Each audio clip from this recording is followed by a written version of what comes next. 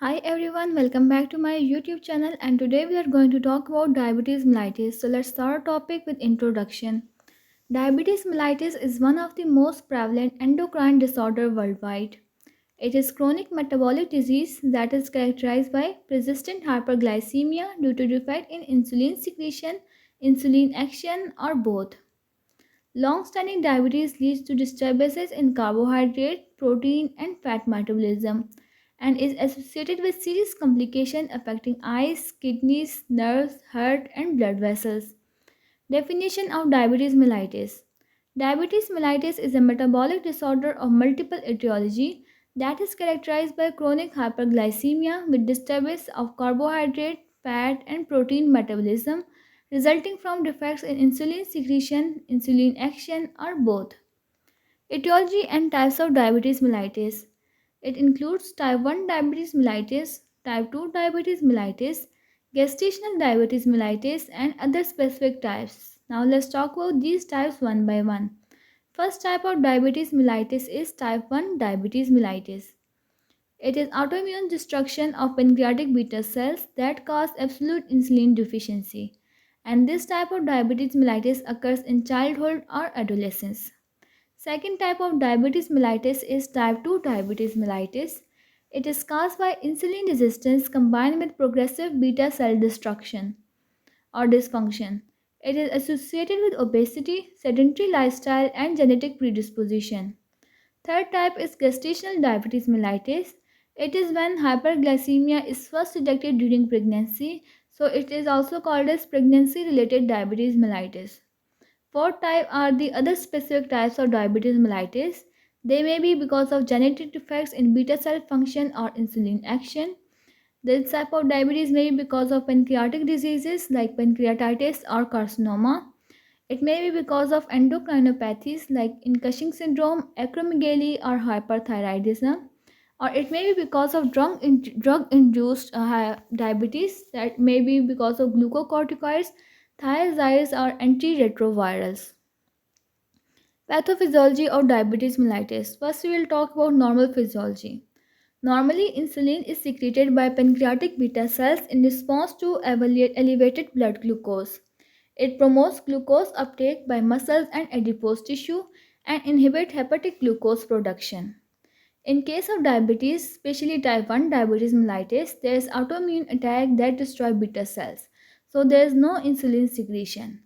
And in case of type 2 diabetes mellitus, there is insulin resistance in target tissue that combined with beta cell dysfunction that cause relative insulin deficiency.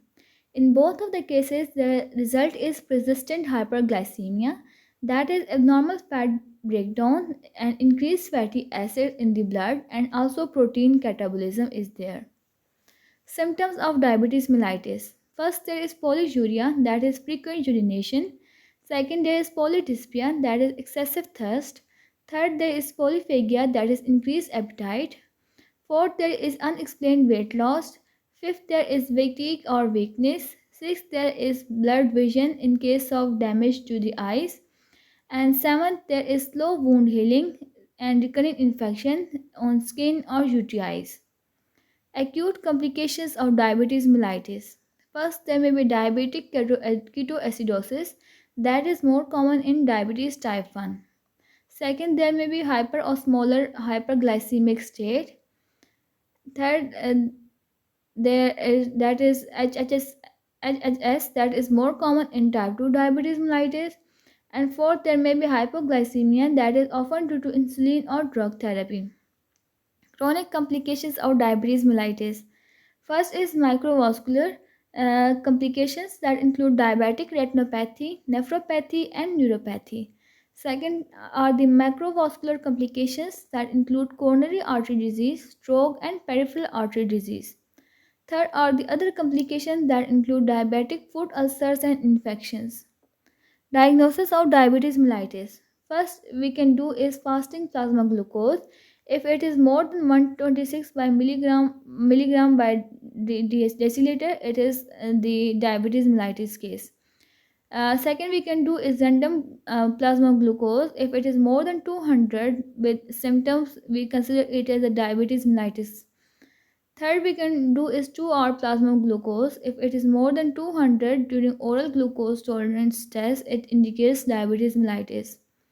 And fourth, we can do HbA1c. If it is more than 6.5%, it indicates long-term glycemic control. Management of diabetes mellitus. First, we can do is general measures, in which we will do is patient education about diet, exercise, and self-monitoring of blood glucose. Second, we can do is weight reduction in obese individual. Third, we can do is lifestyle modification, in which include regular physical activity and smoking cessation. Second, in management, we can do is pharmacological management. It includes type 1 diabetes mellitus that require lifelong insulin therapy. In case of type 2 diabetes mellitus, we can give oral hypoglycemic agents like metformin, sulfonylureas, DPP4 inhibitors, SGL2 inhibitors, and thiazolidinones. We can also give insulin when oral agents fail or in acute illness. Third, we can do in management is monitoring that requires regular blood glucose and HbA1c monitoring, and screening for complications like eye exam, kidney function, and foot care is checked. Prevention of diabetes mellitus. First is healthy diet that is low in refined sugars and high in fibers. Second is regular physical exercise. Third we can prevent diabetes mellitus by maintaining healthy body weight. Fourth, we can prevent diabetes mellitus by regular screening and high risk groups like in family history, obesity, or with people with hypertension. Conclusion of this lecture video. Diabetes mellitus is a global health problem with rising prevalence due to lifestyle changes and urbanization.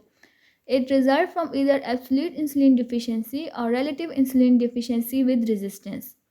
Early diagnosis, strict glycemic control, and lifestyle modification and appropriate pharmacological treatment are essential to prevent acute emergencies and long term complications, thereby improving quality of life and life expectancy. And this was all about diabetes mellitus. Hopefully, you liked the video. If you do, don't forget to like, share, subscribe, and comment. Thank you for watching.